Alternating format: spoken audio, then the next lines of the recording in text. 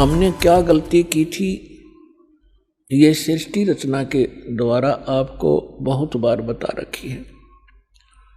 आज विषय दूसरा है, इस करके थोड़ा सा हिंट देंगे, जिसमें परमात्मा ने सतलोक, अलखलोक और ऊपर के अगम और अनामी लोक सभी उत्पन्न कर दिए अपने वचन से अजर अमर।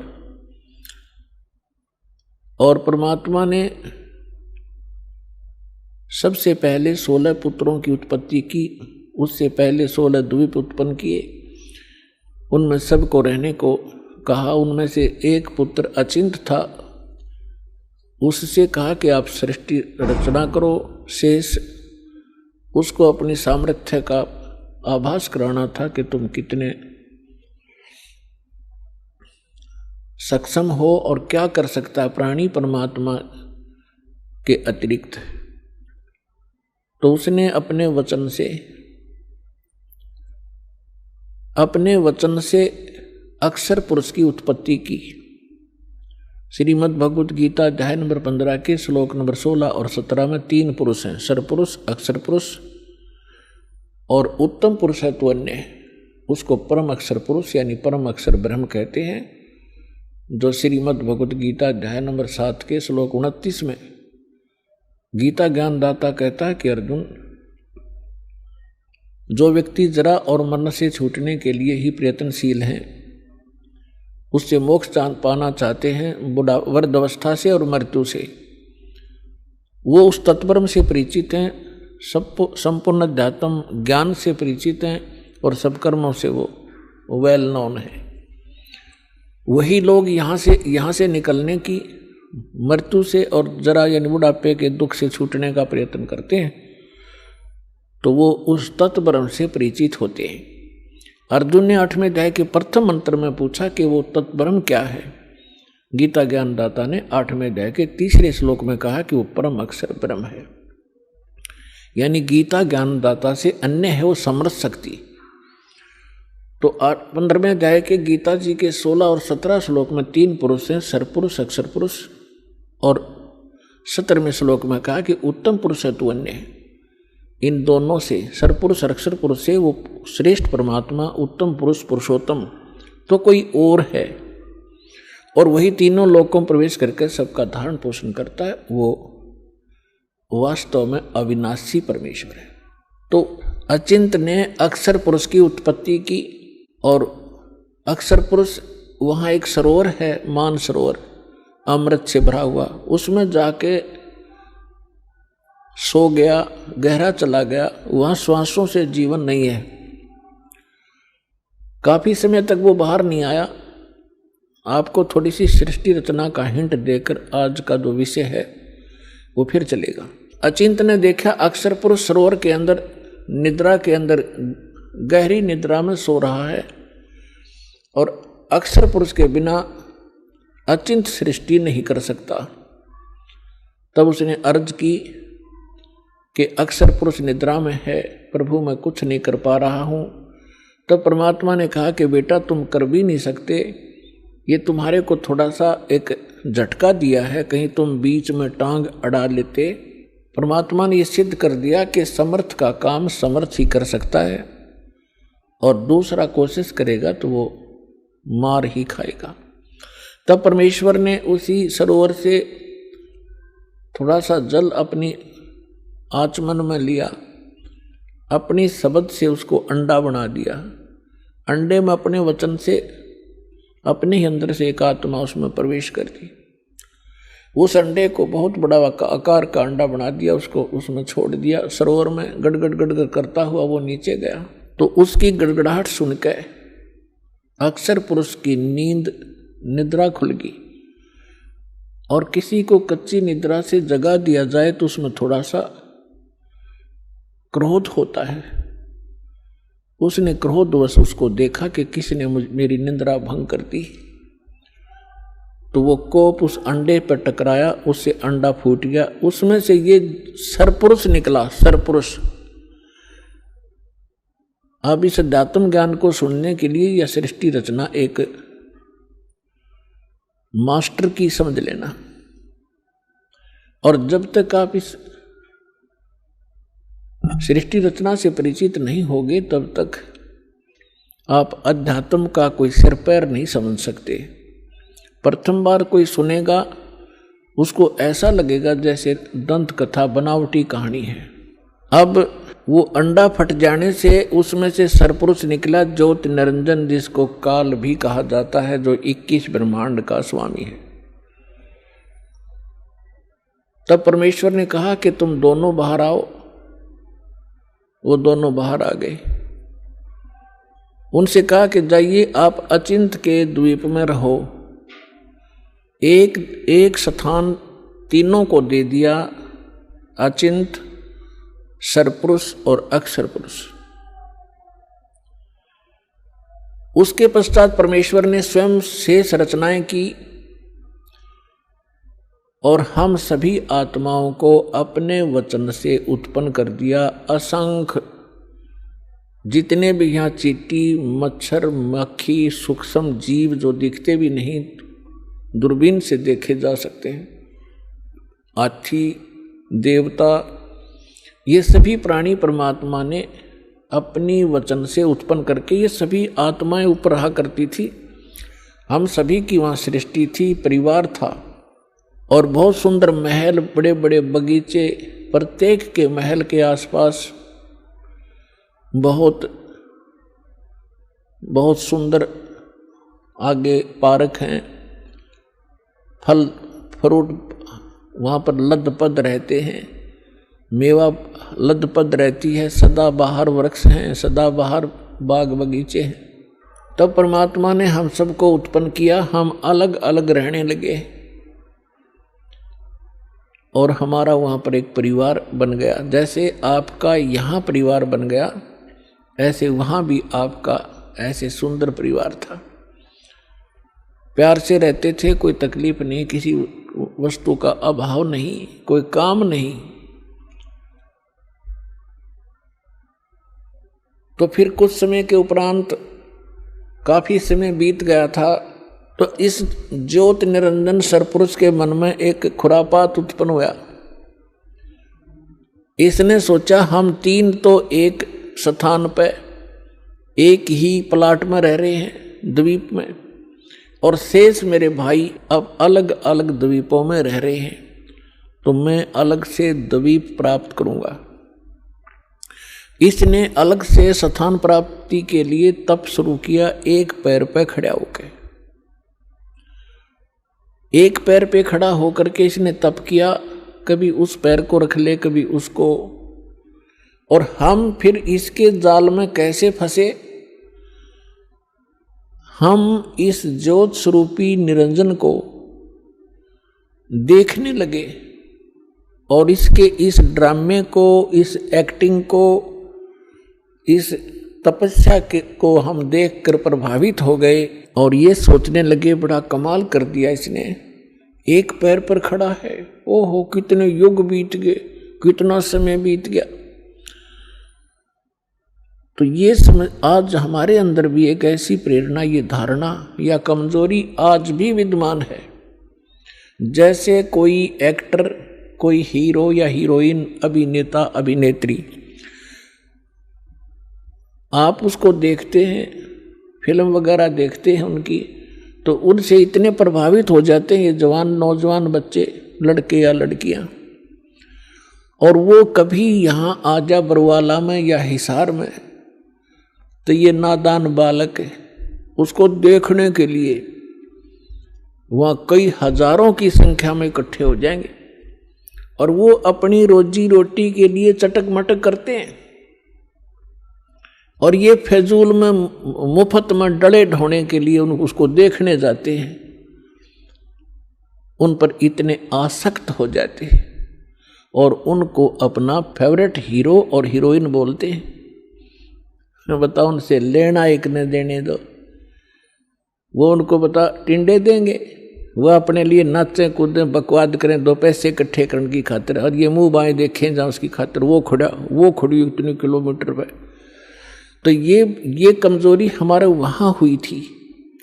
हमें सारी सुविधा वहाँ प्राप्त थी, हमारा समर्थ भगवान हमारे को सब सुविधाएं दे रहा था और उस सुविधाओं को भूलकर परमात्मा के एहसान को भूलकर हम इस नीच को देखने लगे, इस काल को। हम इस पर आसक्त हो गए, जैसे ये बच्चे हो जाते हैं एक्टर्स पर। परमात्मा ने बहुत बार आकाशवाणी की कि बच्चों इसके इस ड्रामे न मत देखो, मस्त रहो तुम। हम ऊपर से सावधान हो गए, जैसे हम बिल्कुल नहीं चाहते, पर अंदर कसक बहुत ज्यादा बन गई। वो तो अंतर्यामी है, हमारी सारी बात जानते थे कि अब ये गए काम तय। जब उसने 70 युग तक तप किया, तब परमेश्वर ने पूछा कि बोल ज्योत निरंजन, आप क्या चाहते हो, क्यों ऐसा ये हठ कर रहे हो। तब उसने कहा पिताजी मेरे लिए ये स्थान बहुत कम है, मुझे कोई अलग स्थान दे दो, मैं अपना अलग स्थान चाहता हूं। परमात्मा ने कहा ठीक है भाई, तब से राजमदमानम और जन्म तीसरे शुक्र सवानम। तेरे इस तप के कारण मैंने तुझे 21 ब्रह्मांड का राज दे दिया। जैसे एक धनी पिता अपने पुत्र को उसके हिस्से के 21 प्लाट दे दे खाली। अब उन ब्रह्मांडों को पाकर ये कभी उसमें जा रहा है, कभी उसमें कूद रहा है, सारा नाच कूद कर इसने सोची कि इसमें कुछ कंस्ट्रक्शन भी चाहिए। अब वो समर्थ है, सबका सब सारे मटेरियल उस परमात्मा से उपलब्ध हो सकते हैं। इसने फिर तपस्या की, 70 युग फिर तप किया। हम फिर भी इसको बहुत ज्यादा चाह रहे थे, ऊपर से सावधान थे पर अंदर से कसक गजब की थी। तब परमेश्वर ने पूछा भी बोल क्या चाहता है ज्योत निरंजन, अब तुझे और क्या चाहिए। तब इसने कहा कि भगवान परमात्मा हे पिताजी मेरे लिए मुझे कुछ कंस्ट्रक्शन करने का मटेरियल सामग्री दे दो। तब परमात्मा ने इसको 5 तत्व और 3 गुण दे दिए और कहा ले बेटा खेल खिलौनों से। इनको पाकर के इसने फिर सोचा कि अब मैं इसमें कंस्ट्रक्शन भी कर लूंगा और फिर ये यहाँ मुझे अकेले का दिल लगे नहीं, इसके अंदर कुछ प्राणी चाहिए। इसने फिर से हठ योग शुरू किया। जब इसने तीसरी बार 64 युग तप किया तब परमात्मा ने पूछा कि बोल ज्योति निरंजन तू क्या चाहता है। तो जो तूने मांगा मैंने दे दिया, अब क्यों हठ कर रहा है। तब इसने कहा कि प्रभु हे परमेश्वर हे पिताजी मेरा अकेले का दिन नहीं लगता, कुछ आत्मा मुझे दे दो। परमेश्वर ने कहा कि देखो भाई इस और तपस्या के लिए तू कुछ और मांग सकता है, अन्य तेरे को ब्रह्मांड दे दूंगा, लेकिन आत्मा नहीं दे सकता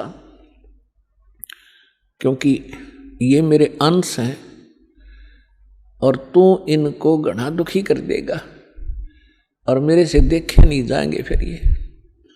तब इसने कहा था नहीं पिताजी मैं सत्य का राज करूंगा, जो जैसा कर्म करेगा मैं वैसा ही फल दूंगा, मैं कोई अत्याचार अन्याय नहीं करूंगा। परमात्मा बोले भी पर एक बात है, यदि कोई सब इच्छा से तेरे साथ जाना चाहता है तो मैं अलाउड कर सकता हूं, नहीं तो मैं नहीं भेजूंगा अपनी आत्मा को, चाहे तो कुछ भी कहे। तो हम पहले से ही जो यहां आकर फंस गए, गधे कुत्ते सूअर मच्छर माखी सांप बिच्छू बनकर धक्के खा रहे हैं, हम पहले से इस पर आसक्त थे। जब ये हमारे पास आया इसने पूछा, इसने कहा कि मैंने पिताजी से ऐसे ऐसे 21 ब्रह्मांड प्राप्त किए हैं, उनमें ऐसे ऐसे बाग बनाऊंगा, उनमें स्वर्ग बनाऊंगा, ऐसे ऐसे झरने बनाऊंगा, हीरे पन्ने जवाहरात के पहाड़ बनाऊंगा, क्या तुम मेरे साथ चलोगे। हम तो पहले ही आसक्त थे। हमने कहा कि यदि पिताजी आज्ञा दे देंगे तो हम चल पड़ेंगे, हम तैयार हैं। इसने पिताजी के पास परमेश्वर के पास जाकर कहा कि हे भगवान कुछ आत्माएं मेरे साथ चलने को तैयार हैं। तब परमात्मा ने कहा कि ऐसे नहीं, मेरे सामने स्वीकृति जो करेगा मैं उसको भेज सकता हूँ। अपनात्माओं एक समस्या और आती है, क्योंकि हम इस नए ज्ञान में सुनते हैं तो हमारे अंदर इतनी शंकाएं उत्पन्न हो जाती हैं जैसे सावन के महीने में घास फूट जाया करे, निरी शंकाएं पैदा होंगी। पर शंका का समाधान इस सत्संग से होगा। सुनते ही रहना, सुनते ही रहना, अपने आप सेटिंग हो जाएगी। अब आपके मन में ये आवेगा कि परमात्मा तो जानी जानते कि हमें कितना कष्ट होगा, तो हमें यहाँ नहीं भेजना था। हम अपनी गलती नहीं मानते कि हमने अपने परम पिता को छोड़कर इस नालायक पर आस्था नहीं करनी चाहिए थी, जो हमें सारा सुख दे रहा था, और वो तो त्याग दिया, और इस नंग के पीछे लाग लिए जो आप भिखारी उस परम पिता का। अपने आत्मा। दूसरा ये एग्जाम्पल समझिए कि जैसे सेब विक्रेता होता है, उसको सेब कितनी प्रिय होती है, कितनी कॉस्टली होती है। 1, 2, 3, 4, 10 यदि सेब खराब हो जाती हैं, वो उन सेब को उन सेबों में नहीं रख सकता जो स्वस्थ है। वो भले ही उसको खूब कष्ट होता है, दुख होता है, उसको ये पता है कि देख मेरे को 100-200 रुपए की हानि होगी, वो फिर भी उन खराब सेबों को उठा के और कुरडे में फेंक देता, उसने सूअर खाया कर। भले उसकी आत्मा दुखती है कि मुझे कितनी हानि होगी, लेकिन रख नहीं सकता कि ये और भी डूब देंगी। तो हम खराब सेब हो गए थे और परमात्मा ने हमारे को वहां से फेंकना अनिवार्य समझा था। ये एक और एग्जाम्पल आपको बता जा रहा है। अब परमात्मा ने हमारे से आकर पूछा कि बोलो भाई कौन जाना चाहता है इसके साथ। तो हम अपने पिता के सामने बोल नहीं सके, शर्मिंदा हो गए, लज्जित हो गए, नीची गर्दन कर ली, क्योंकि वो पहले ही कहा करते थे कि इस पर आसक्त ना होना। तब परमेश्वर ने कहा, वो सन्नाटा छा गया, साइलेंट हो गया, सब कुछ शांत हो गए। तब परमेश्वर ने कहा कि क्यों भाई ज्योत निरंजन, ये तो कोई नहीं बोल रहा, तू कह रहा था मेरे साथ जाना चाहते हैं। उसी समय एक आत्मा खड़ा हुआ और उसने खड़ा होकर के कहा कि पिताजी मैं इसके साथ जाना चाहता हूं।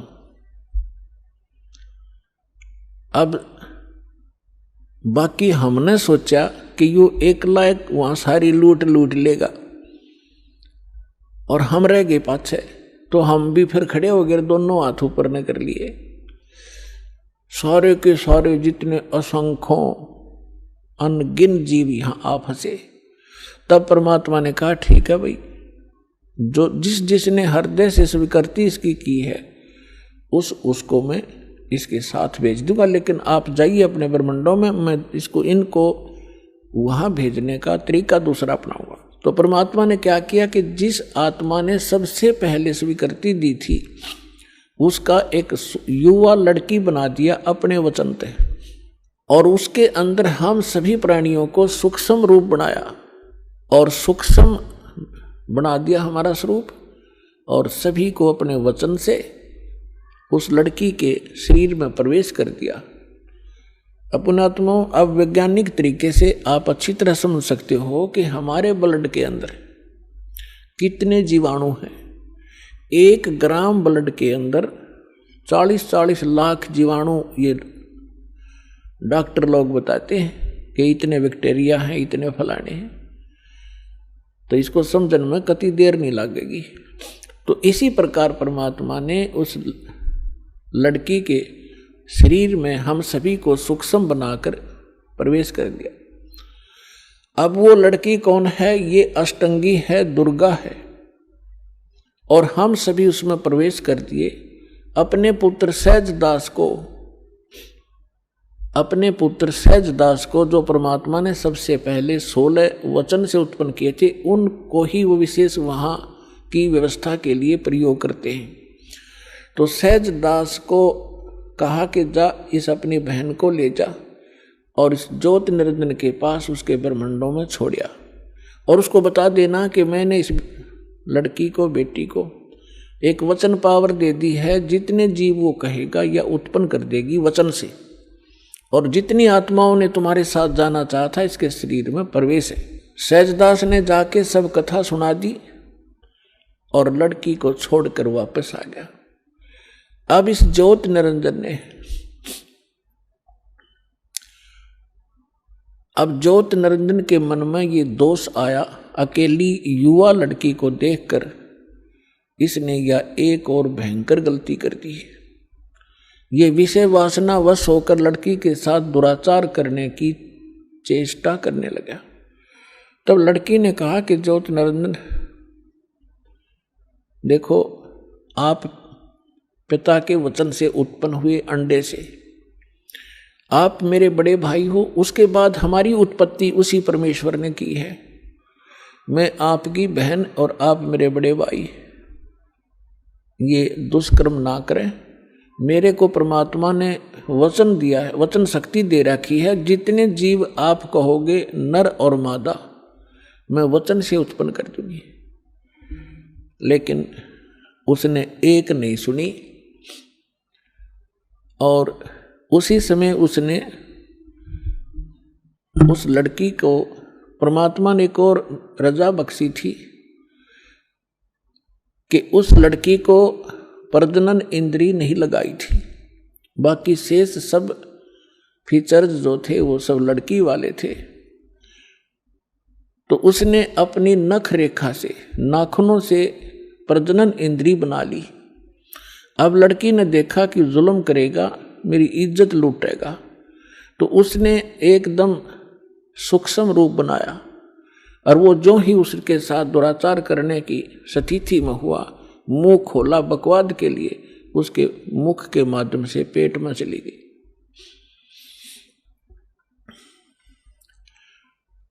और वहां जाकर के उसने पुकार किया कि हे पिताजी मेरी रक्षा करो, मेरे साथ इसने ऐसा दुर्व्यवहार किया। परमात्मा को पता था कि तुमने यही टिंडे देगा यू, उनको पहले ही मालूम था। हो गया शुरू ड्रामा इसका। तब अपने पुत्र जोगजीत का रूप बना के, जो प्रथम 16 उत्पन्न हुए थे, उन्हीं के रूप में परमात्मा यहाँ आते हैं और उसके लोक में भी जोगजीत रूप बनाकर गए थे। और वहां प्रकट होकर के कहा कि ज्योत निरंजन सुन दे अब वचन परमात्मा का, तूने एक महान दोष कर दिया इस सच्चे लोक में, और ऐसे सच्चे लोक में ऐसे जुल्म करने वाले को ये दंड लगता है, ये दोष लगता है, अपराध लगता है, उसको एक रोग लगता है। आज से तेरा नाम काल होगा। लड़की को तूने बदतमीजी से दुखी किया और तेरे पेट में ये चलेगी, तूने इसको निगल लिया और 1 लाख मानव शरीरधारी प्राणी तू डेली खाया करेगा और 1.25 लाख उत्पन्न किया करेगा। उसके पेट को चाक किया परमात्मा ने अपने नाखून से, लड़की को बाहर निकाल दिया और कहा कि आज से तुम यहां नहीं रहोगे, इन 21 ब्रह्मांड को लेकर तुम दोनों यहां से चले जाओ मेरी आंखों के सामने से। अब ज्योत निरंजन ने बहुत फिर बाद में अपनी गलती का आभास भी हुआ और कहा भाई मुझे माफ कर दे, पिता से मुझे क्षमा करवा दे। वो अपना भाई समझ रहे थे, जोगजीत समझ रहे थे वो स्वयं परमात्मा। तब परमेश्वर ने कहा कि बस और फालतू बात मत करे और यहां से अति शीघ्र निकल जा। इतना ही कहा था, उसके 21 ब्रह्मांड विमान की तरह खिसक चले पड़े बहुत ही गति से, और सतलोक से 16 शंख कोश की दूरी पर आकर परमात्मा के विधान अनुसार ये यहां चक्कर लगाने लगे। 16 शंख कोश की दूरी पर सतलोक से ये हम यहां बैठे हैं। नील पद्म शंख, जैसे हम गिनते हैं ना 1000, 10,000, लाख, करोड़, 10 करोड़, अरब, 10 अरब, खरब, 10 खरब नील, 10 नील पद्म, 10 पद्म, फिर शंख। तो ऐसे 16 शंख कोश, एक कोश के अंदर लगभग 1.5 मील होता है और 1 मील में लगभग 1.5 किलोमीटर होता है, यानी लगभग 3-3.25 किलोमीटर एक कोश में होते हैं। तो 48 संख्य किलोमीटर की दूरी पर हम सतलोक से यहां आ गए, ये काल और ये दुर्गा। अब यहां करके इसने सोचा, इसने फिर वह बकवाद शुरू करी। लड़की ने फिर कहा कि ज्योत निरंजन देख, जुल्म ना करे, पहले तो मैं तेरी बहन, तू मेरा बड़ा भाई, फिर मैं तेरे पेट से बाहर आई, तेरी बेटी होगी, और ये दोनों नाते पवित्र होते हैं, तो जुल्म ना करे। पर इसने एक नहीं सुनी और दुर्गा के साथ पति पत्नी व्यवहार किया और 3 पुत्र उत्पन्न किए। 3 पुत्र अष्टंगी जाए, ब्रह्मा विष्णु शिव नाम धराए। अपन आत्माओं यहाँ थोड़ा सा हिंट देंगे, क्योंकि आज का विषय एक बहुत ही अपने स्तर का होगा। क्योंकि एक तो ये सिद्ध करना अनिवार्य है कि हम जिसकी शरण ग्रहण किए हुए हैं वास्तव में यो परमात्मा है कि नहीं। तो ये परमात्मा अपने द्वारा रची हुई सृष्टि को स्वयं ही ठीक ठीक बताता है, और उस परमेश्वर ने अपनी रचना को, अपनी सृष्टि रचना को आप ही आके बताया है। आज तक ब्रह्मा विष्णु महेश की कोई उत्पत्ति करने वाला आदमी नहीं था। ऋषि वह ऋषि, चाहे कोई कितना विद्वान पाक रहा था। फिर क्या हुआ, अब थोड़ा सा ये मौखिक बता के फिर आपको शास्त्रों में दिखाऊंगा, तब आपका विश्वास दृढ़ होगा। तब ये तीनों पुत्र उत्पन्न हो गए। इसने क्या कर रखा है, ये देखिएगा, एक ब्रह्मांड है, ये एक ब्रह्मांड है। चित्र दिखाएंगे, इसका अंडे जैसी शेप है, एलिपिकल शेप है इसकी। ये देखिएगा, ये एक ब्रह्मांड का चित्र है। ये देखिए, ये एक ब्रह्मांड है इतना।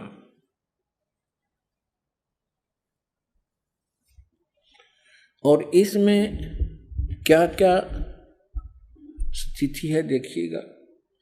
इसमें क्या है, नीचे के ये 7 लोक हैं, ये पाताल लोक है, और ये तलातल, महातल, वितल, अतल, सूतल, रसातल।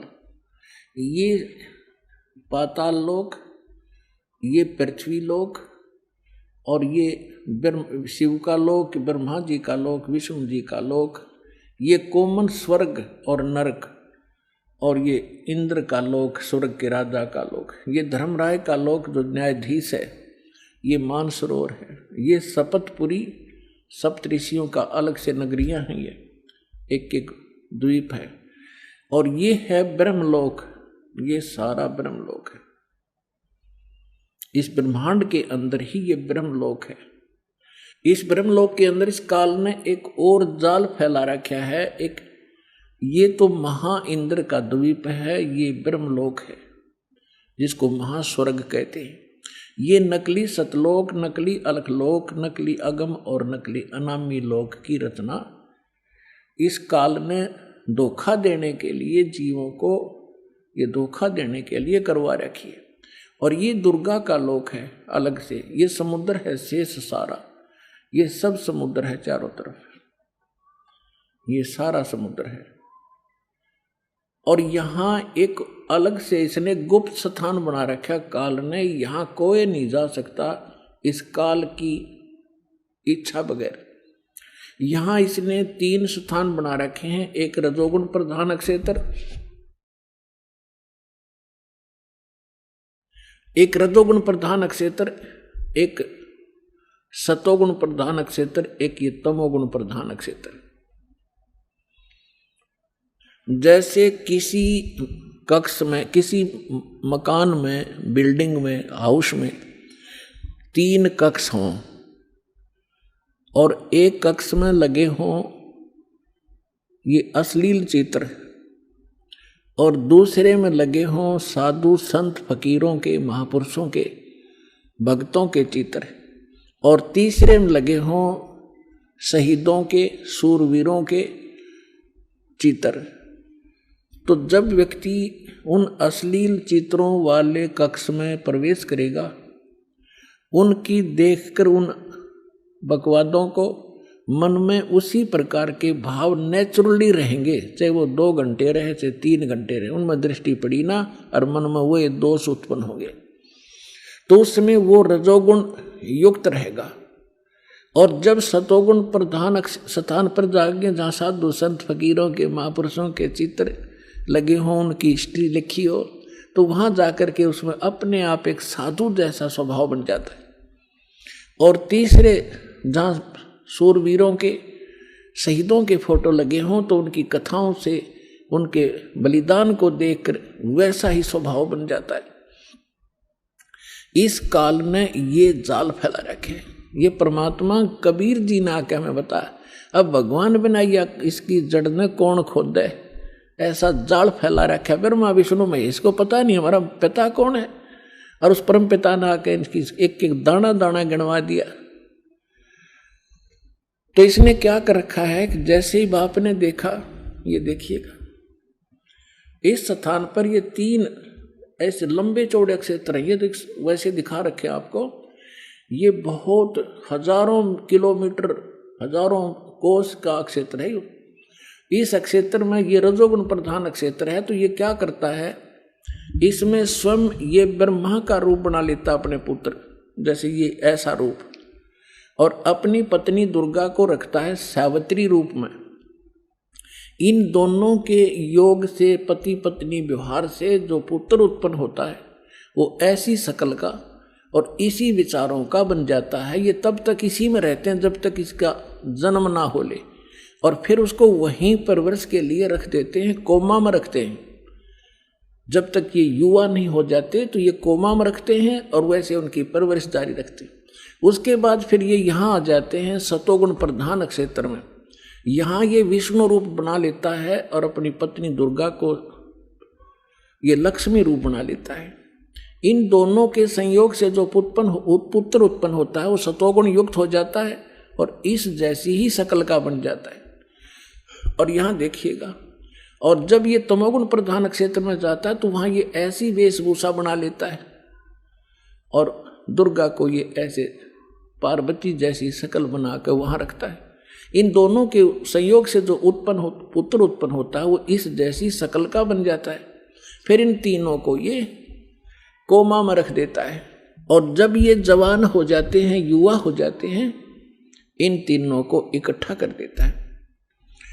अब इससे पहले हम आपको परमात्मा कबीर जी द्वारा अपनी ये सारी हमारी सृष्टि रचना सुना रखी है और ब्रह्मा विष्णु महेश के कौन माता पिता हैं वो थोड़ा सा हिंट दूंगा। उसके बाद फिर आपको दिखाएंगे इन हमारे सदग्रंथों में जिनको हम सर्वधार्य मानते थे और सत्य ज्ञान युक्त पुराण, वेद, गीता, इनमें आपको रूबरू करेगा ये दास। तो परमात्मा को हम अशिक्षित मानते थे और ये कहा करते ये क्या जाने धानक दुल्हा, इसने संस्कृत आती नहीं, क्या जाने वेदों और गीता और पुराणों के गूढ़ रहस्यों को। अरे भगवान तो चिट्ठी से लेकर हाथी तक की भाषा जानता है, वो सब प्राणियों की भाषा जानता है। अब ये सिद्ध भी कर देगा दास आपको कि उस परमात्मा ने कैसे रजा बख्शी। अब देखिएगा अपनात्माओं, दास जो वचन बोलेगा ये सोच लेना 100% सच समझ लियो। अब ये जो इंस्ट्रूमेंट प्रोजेक्टर बनवाए हैं परमात्मा की देन है आप पुण्यात्माओं के लिए। पहले ये लोग अपनी अपनी कथा सुनाया करते थे, सदग्रंथों का नाम लिया करते थे, कोरी बकवाद सुनाया करते थे, शास्त्र विरुद्ध ज्ञान देते थे और हम इसलिए संतुष्ट रहते थे कि ये सभी विद्वान हैं, सदग्रंथों से परिचित हैं और इन्होंने ठीक ठीक सदग्रंथों को समझा होगा। आज पता चलेगा ये किसे विद्वान थे, ये खाकी कक भी पता नहीं था इनको। और उस परम पिता को जिसको धानक दुल्हा एक मजदूर और शूद्र कह के रिजेक्ट कर रखा था लाल को, उन्होंने 600 वर्ष पहले वो ज्ञान सुना रखा है जो वेदों और गीता पुराणों के अंदर विद्वान है। तो इससे पहले परमात्मा ने जो 600 वर्ष पहले ज्ञान धर्मदास जी को दिया था वो रूबरू करता हूं। ये देखिएगा कबीर सागर, ये वो सूक्ष्म वेद है।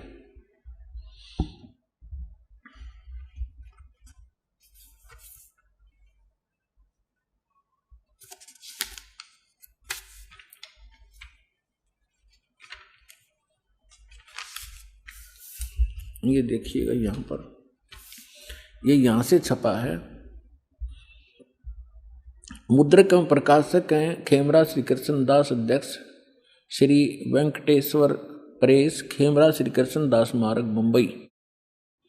ये यहां से, और यहां देखिएगा ये प्रथम खंड कबीरपंथी भारत पथिक स्वामी युगलानंद बिहारी द्वारा प्रस्कृत, मुद्रक एवं प्रकाशक वही खेमरा श्री कृष्ण दास, ये सारे वही। अब हम आपको, ये है ज्ञान बोध और बोध सागर, कबीर सागर का एक अध्याय है बोध सागर, और उसमें ये ज्ञान सागर एक, बोध सागर खंड है, ज्ञान बोध एक इसमें चैप्टर है, और ये 21 पृष्ठ पर आपको सुनाएंगे। यहां कहा है, धर्मदास ये जग बोराना, कोई न जाने पद निर्वाणा।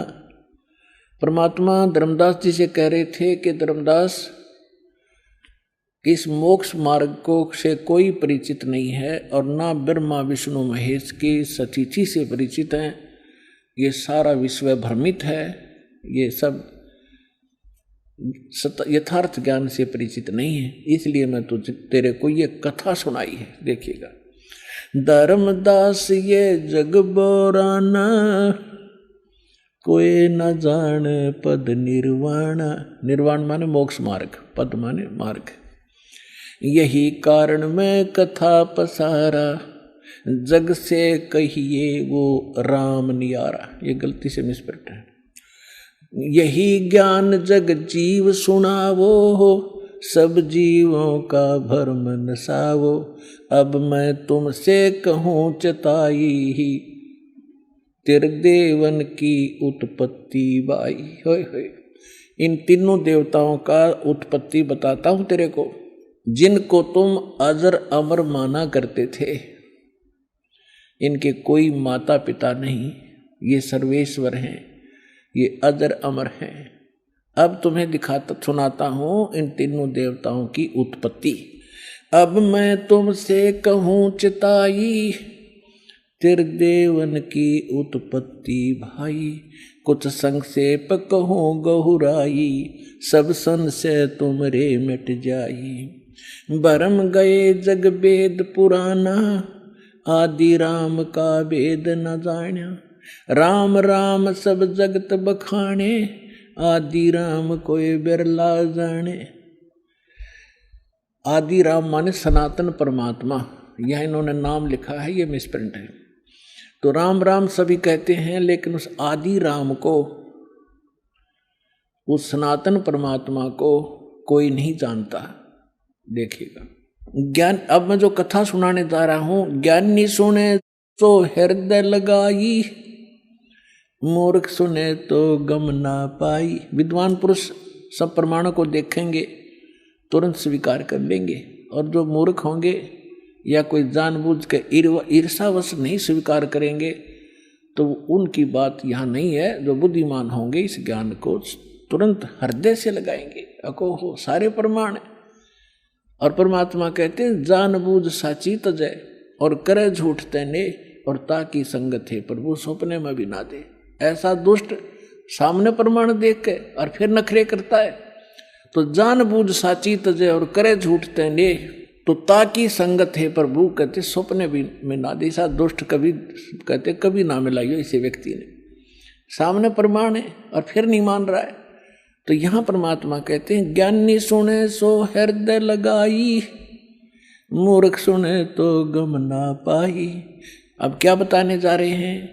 माँ अष्टंगी पिता निरंजन, माँ अष्टंगी पिता निरंजन, ये जम दारुण वंशन अंजन।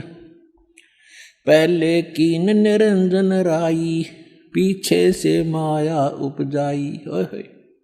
कहते हैं पहले उस ज्योत निरंजन की उत्पत्ति की थी अंडे से, और पीछे से दुर्गा बनाई थी, उत्पत्ति की थी।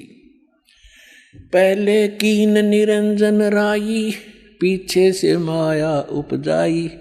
माया रूप देख अति शोभा, देव निरंजन तन मन लोभा। दुर्गा के उस स्वरूप के ऊपर आसक्त होकर इस काल ने यह गलती की। कामदेव धर्मराय सताए, देवी को तुरंत धर खाए। इसके अंदर विषय वासना प्रबल हुई। धर्मराय इस काल को भी कहते हैं। इसने कहा था मैं सत का राज करूंगा, मैं धर्म का राज करूंगा, तो तब इसको धर्मराय कहा करते थे। और जब इसने लड़की के साथ जुल्म किया, इसको काल कहा गया। अब क्या कह रहे हैं? माया रूप देख अति शोभा, देव निरंजन तन मन लोभा। काम देव धर्मराय सताए, हे देवी को तुरंत दर खाए। पेट से देवी करी पुकारी, हे साहेब मेरा मोहे करो उबारी। टेर सुनी सतगुरता आए, अष्टंगी के बंद छड़वाए। अब यहाँ पर इन कबीर पंथियों ने थोड़ा बहुत अपने हिसाब से 19-21 कर दिया। इसमें लिखा है परमात्मा ने कहा था टेर सुनी तहाँ हम आए, और परमात्मा ने इस मूल ज्ञान को थोड़ा छुपाना था, इसलिए इन्होंने कबीर पंथियों के समझ में नहीं आई। ये कबीर जी को तो सतगुरु मानते हैं और सतपुरुष को निराकार बताते हैं, इन दोनों को अलग अलग मानते हैं, तो इनको ज्ञान नहीं था। अब क्या कहते हैं? धर्मराय को हिकमत कीना, इस काल ने नखरेखा से भग कर लीना। दुर्गा को नाखनों की से द्वारा स्त्री इंद्री लगाई। धर्मराय करे भोग विलासा, माया को रही तब आशा। यानी अष्टंगी प्रेग्नेंट हुई। 3 पुत्र अष्टंगी जाए, जाए माने उत्पन्न किए, और ब्रह्मा विष्णु शिव नाम धराए। ओए होए 3 पुत्र अष्टंगी जाए, ब्रह्मा विष्णु शिव नाम धराए। 3 देव विस्तार चलावे, इनमें ये जग धोखा खावे।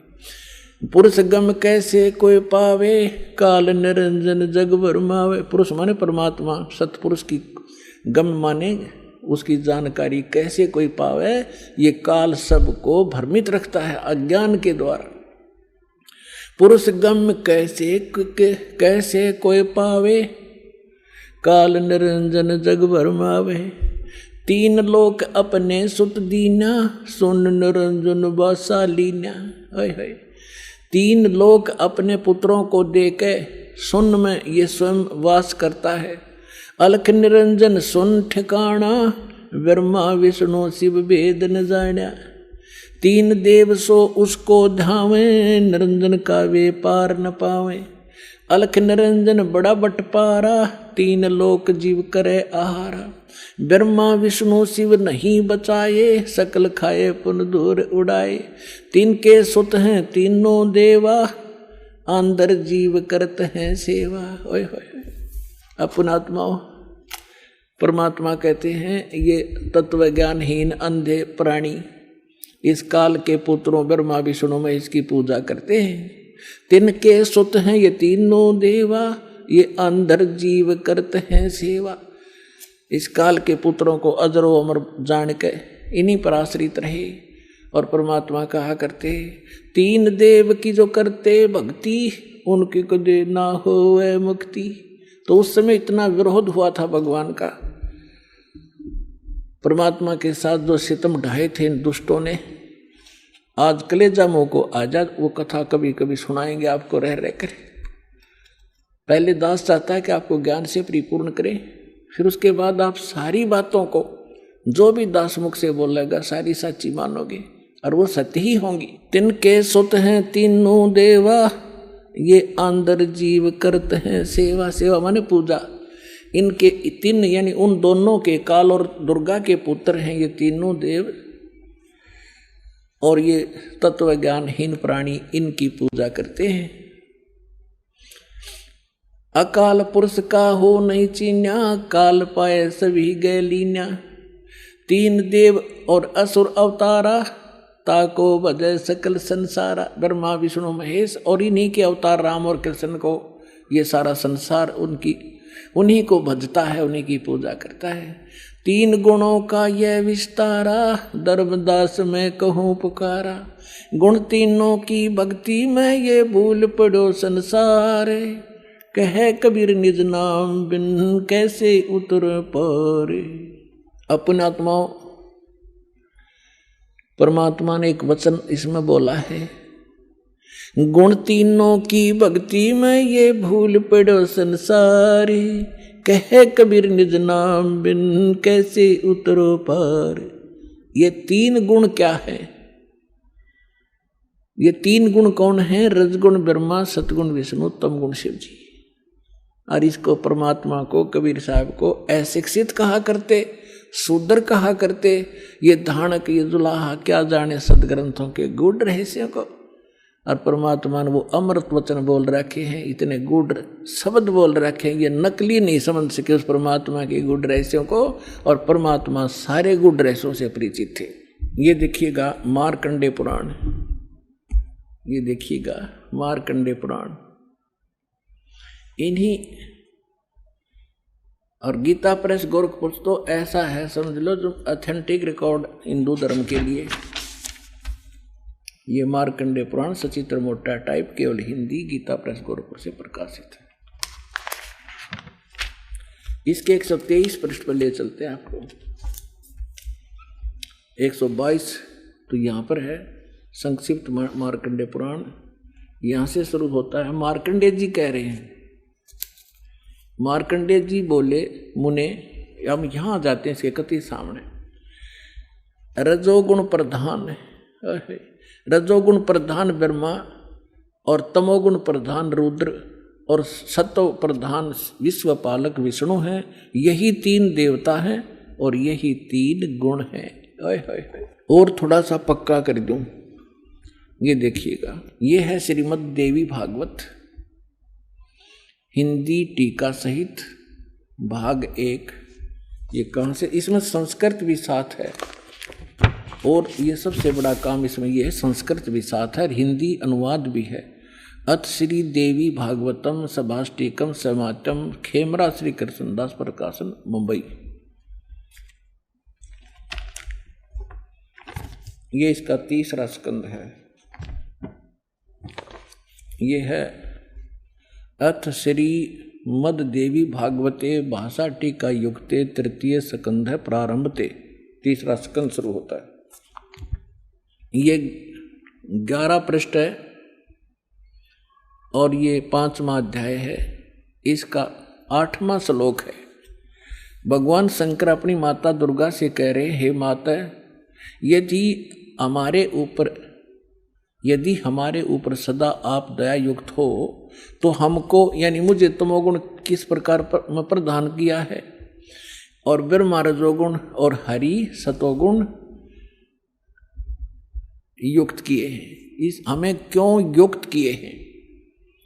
अब यहाँ संस्कृत भी देखेंगे। यदि दया धर्मना, ये 7वां समाप्त हुआ, 8वां प्रारंभ होता है। यदि दया धर्मना न सदा अंबिके कथम अहम विहित च। मैं क्यों बना दिया तमोगुण, मुझे तमोगुण क्यों बना दिया? और कमल से उत्पन्न होने वाले ब्रह्मा को रजोगुण संभव क्यों उत्पन्न कर दिया? और सुवित किमु सतोगुणो हरि, और विष्णु जी को आपने सतोगुण क्यों बना दिया? इति सिद्धम रजगुण ब्रह्मा सतगुण विष्णु तमगुण शिव जी है। अभी तो आपको परमेश्वर कबीर साहब की वाणी से प्रमाणित किया और फिर परमेश्वर ने अपने से परिचित कराया था आदरणीय गरीबदास साहिब जी को। तो उस परमेश्वर की प्यारी आत्मा गरीबदास जी ने परमात्मा से प्राप्त ज्ञान को किस प्रकार सुनाया, देखिए क्या बताते हैं। ब्रह्मा विष्णु महेश्वर माया और धर्मराया कहिए, इन 5 मिल पर पंच बनाया वाणी हमरी लहिए। अब गरीबदास जी कहते हैं कि ब्रह्मा विष्णु, जैसे गीता अध्याय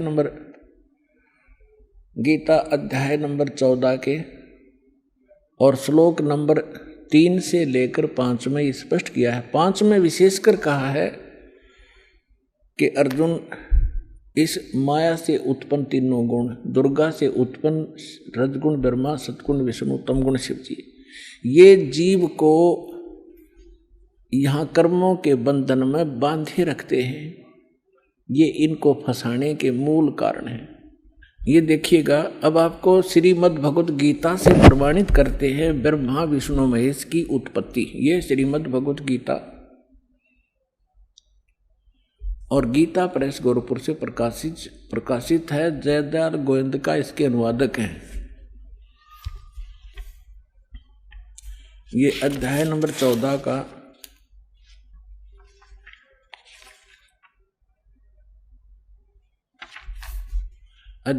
14 का श्लोक नंबर 3 से 5 सुनाएंगे आपको। ये 3, इसमें क्या कहा है कि अर्जुन, मेरी ये महत ब्रह्म रूप मूल प्रकृति। अब आपको दास ने श्रीमद् देवी भागवत के 3रे स्कंद में विष्णु जी कहते हैं अपनी माता दुर्गा को कि तुम शुद्ध स्वरूपा हो, ये सारा संसार तुमसे उद्भासित हो रहा है। मैं ब्रह्मा और शंकर आपकी कृपा से विद्यमान है। हमारा आविर्भाव माने जन्म और तिरोभाव माने मृत्यु होता है, और आप ही पूर्ण प्रकृति हैं। और इसमें रुद्र संहिता शिव पुराण के अंदर आपको दिखाया था कल कि इस सदाशिव काल रूपी ब्रह्म ने अपने ही विग्रह से वह सृष्टि वह निकाली, दुर्गा निकाली, और उसको प्रकृति भी कहते हैं। पहले उसको फिर ये दिखाते हैं आपको, देखिएगा।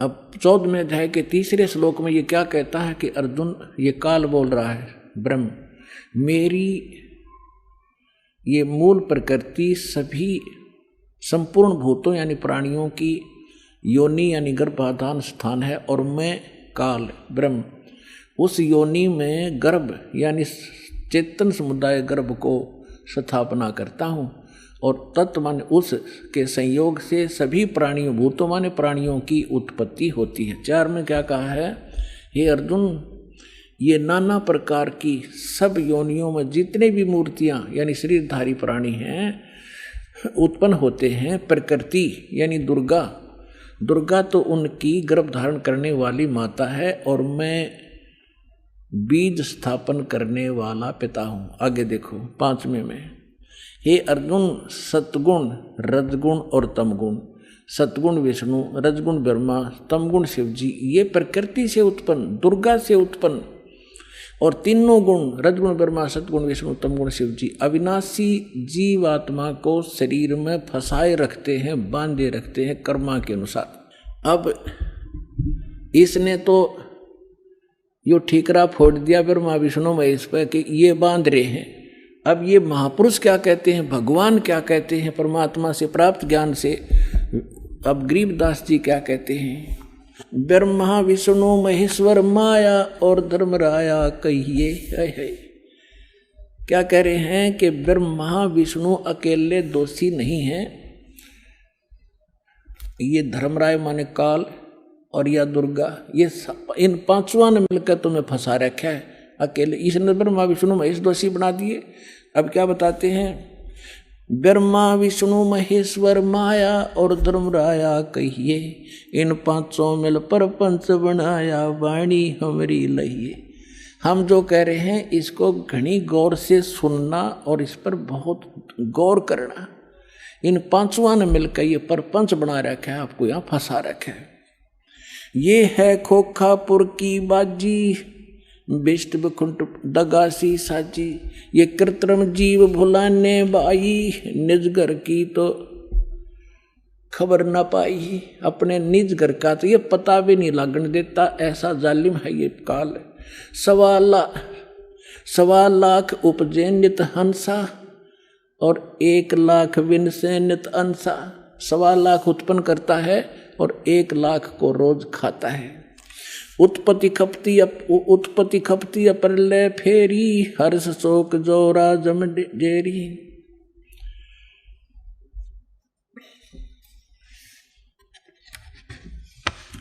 अब क्या बताते हैं परमात्मा, माया आदि निरंजन भाई, अपने जाए आप पे खाई। अपने आत्माओं, आप जब इस ज्ञान से परिचित होगे, आपकी आत्मा गदगद हो जाएगी। और तेरा गजब हो, कहाँ फंस रहे थे और क्या हम ज्ञान लिए बैठे थे। अब क्या बता रहे महापुरुष, माया आदि निरंजन भाई, ये अपने जाए आप पे खाई। ज्योत निरंजन और ये दुर्गा आप पे पैदा करते हैं और आप पे खावे सारा ने। अब दुर्गा खाती नहीं, इसका सहयोग दे रही है। अब इसके विवश होगी, अपने पाप कर्मों के कारण हम इसके पराधीन हो गए। और इसने दुर्गा को इतना डरा रखा है कि तू मेरा भेद किसी को नहीं बतावेगी, नहीं तो तेरी खैर नहीं है। इसने इस डर के कारण ब्रह्मा विष्णु महेश को भी काल का जिक्र नहीं कर रखा। ये तो परमात्मा ना का भांडा फोड़ा इसको बेनकाब किया। ये के सांग है, क्या है यो, इसने भगवान मान रहे थे तुम।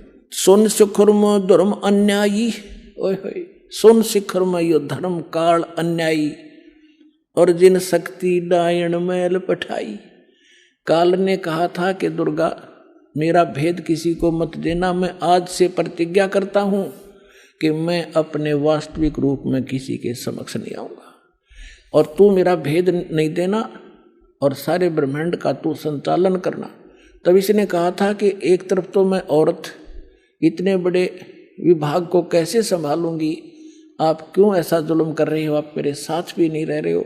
तब इसने कहा था कि मैं काम तो सारे मैं करूंगा, तुझे नियमित बनाऊंगा, गुप्त रूप से मैं सब काम करूंगा, तू चिंता मत करना।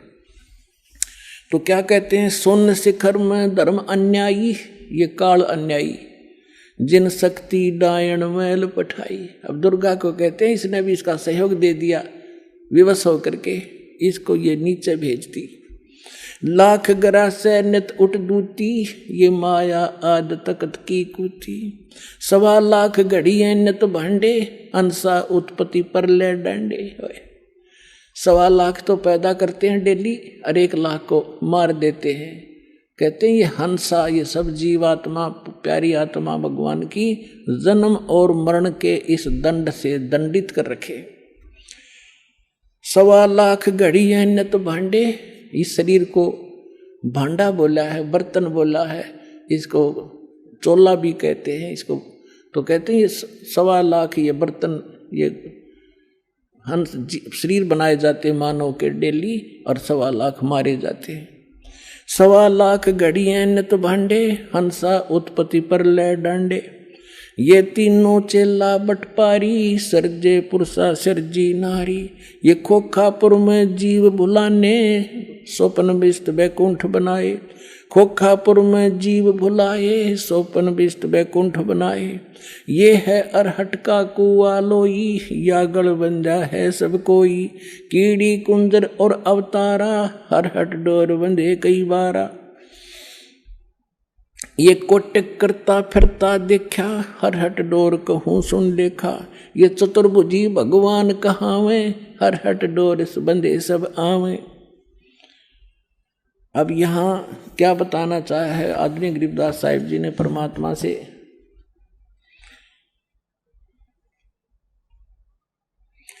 ब्रह्मा विष्णु महेश्वर माया और धर्मराया कहिए। इन 500 मिल पर पंच बनाया, वाणी हमरी लहिए। इन 500 मिल जीव अटकाए, हम युगन युगन आण छुटाए।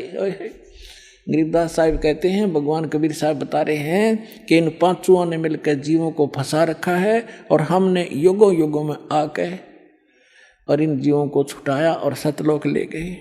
बंदी छोड़ हमारा नामम, अदर अमर है अस्थिर ठामम। पीर पैगंबर कुतुब ओलिया, सुर नर मुनि जन ज्ञानी। ओए होए, पीर पैगंबर कुतुब ओलिया, सुर नर मुनि जन ज्ञानी। एत्या को तोरा ना पाया, जम के बंदे प्राणी। पुणात्माओं, जब दास ने परमात्मा की एक वाणी पढ़ी थी, के सुर नर मुनि जन 33 करोड़ी, ये बंदे सभी काल की डोरी।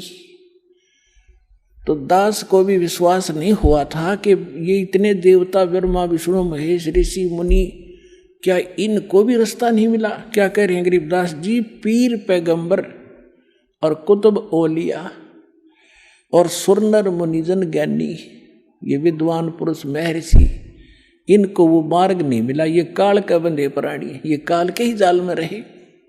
अमर करूं सतलोक पठाऊं, ताते बंदी छोड़ कहाऊं। अब कबीर साहब कहते थे मैं अमर करूं और तुम्हें यहाँ से काल के जाल से छुटवाऊं, इसलिए मैं बंदी छोड़ कहलाता हूं, यानी काल के बंधन से छुटवाने वाला। अपने आत्माओं, ये इतना बड़ा चैप्टर है। जैसे अभी गरीबदास साहिब ने कहा था कि सुन शिखर में धर्म अन्यायी, जिन शक्ति डायण मैल पठाई। अब देखिएगा ये लघु चित्र, ये एक ब्रह्मांड का चित्र है जहां ये काल रहता है। ये देखिएगा, ये सारे एक ब्रह्मांड के अंदर ये व्यवस्था है। आपको बताई नीचे के ये 7, ये पाताल रसातल सुतल तल तलातल मातल, ये और ये पृथ्वी लोक, ब्रह्मा का लोक, विष्णु जी का लोक, शिव का लोक, विष्णु जी का लोक, और ये कॉमन स्वर्ग है।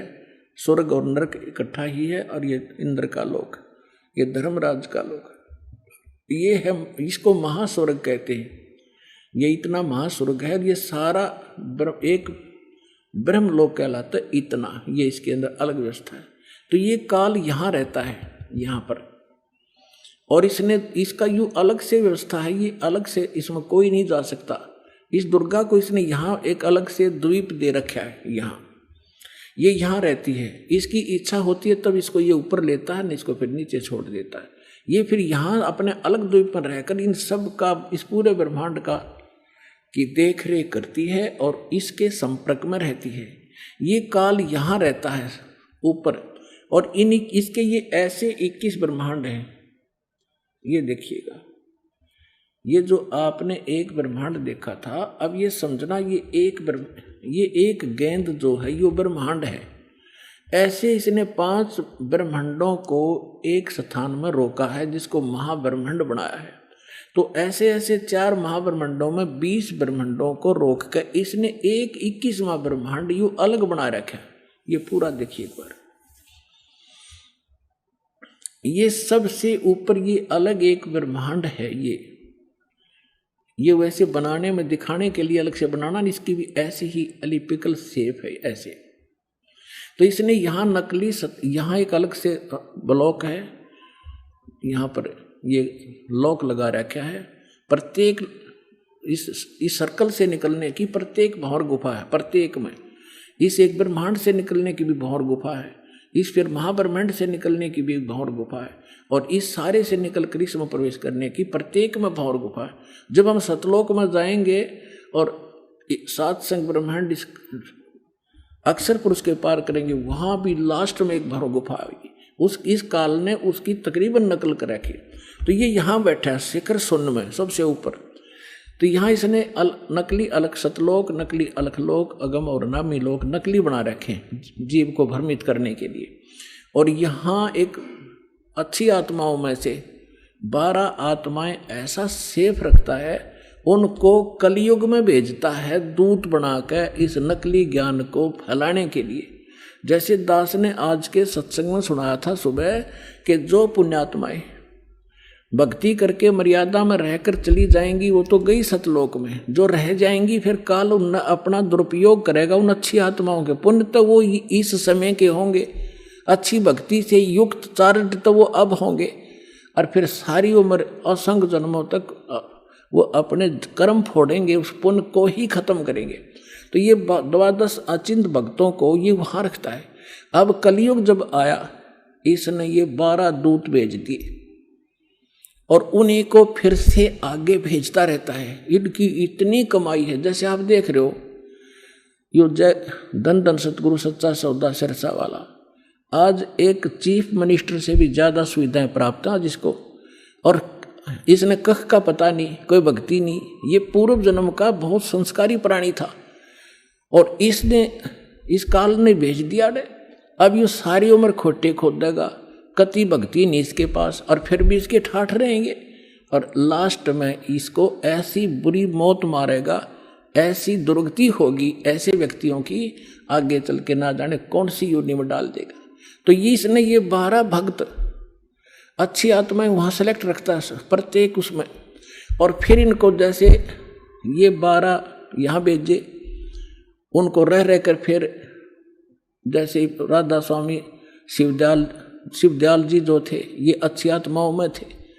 उसके बाद फिर ये बाबा जयमल सिंह जैसे, सावन सिंह जैसे, फिर ये बलोचिस्तानी सामस्ताना जैसे, और ये अब सच्चा सौदा सिरसा वाले जैसे, ये सारी पुण्यात्माएं थी। इनके पूर्व जन्म के पुण्य संग्रहित हैं और ये सारी उम्र कति भक्ति तो है नहीं इनके पास, करेंगे खा किए और फिर भी ये सुखी दिखाई देंगे और सारी इनके वचन में भी थोड़ी बहुत पावर होगी, लोग इससे प्रभावित भी रहेंगे फंसाए रखने के लिए। तो ऐसे ये 12 यहाँ देखना, ये फिर इसने 12 अचिंत भक्तों का निवास स्थान ये अलग बना रखे और ये यहाँ रहता है। यहाँ एक तपतशिला है, इस तपतशिला पे 1 लाख मानव शरीरधारी प्राणियों को के सूक्ष्म शरीरों को भूनता है और यहाँ इसका निज स्थान है। ये सुराख है आगे उस अक्षर पुरुष के लोक में जाने का। ये देखिएगा, ये यहाँ, अब ये वो 21 ब्रह्मांड हैं ये वाले, बस इतने और इससे निकलकर इसमें से ये 7 संग ब्रह्मांड है। ये सरपुरुष के 21, ये 7 संग ब्रह्मांड हैं अक्षर पुरुष के, परब्रह्म जिसे कहते हैं, ये वाले इतना ब्रह्मांड। तो इसमें यहाँ ये 21वां ब्रह्मांड इसका, इसमें से आगे जाने का रास्ता है जो सतलोक को जाता है। अब ये बड़े वाला लेंगे हम,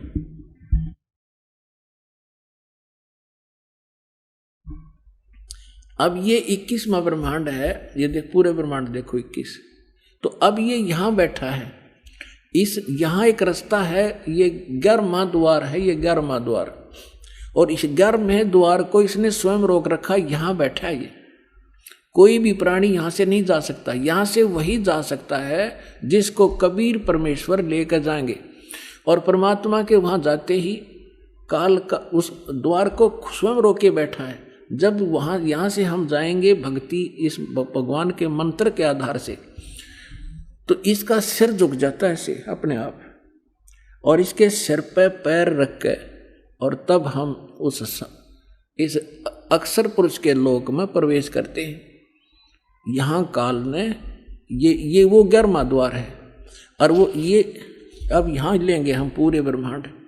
ये 21 ब्रह्मांड काल के हैं, ब्रह्म के, और ये है 11वां द्वार। इसमें प्रवेश किए ये अक्षर पुरुष के 7 शंख ब्रह्मांड हैं, ये छोटे छोटे 7 शंख ब्रह्मांड, और ये है वो 12वां द्वार। ये है 12वां द्वार, इससे प्रवेश पार करके तब हम यहाँ सतलोक में परमात्मा के चरणों में पहुँचेंगे।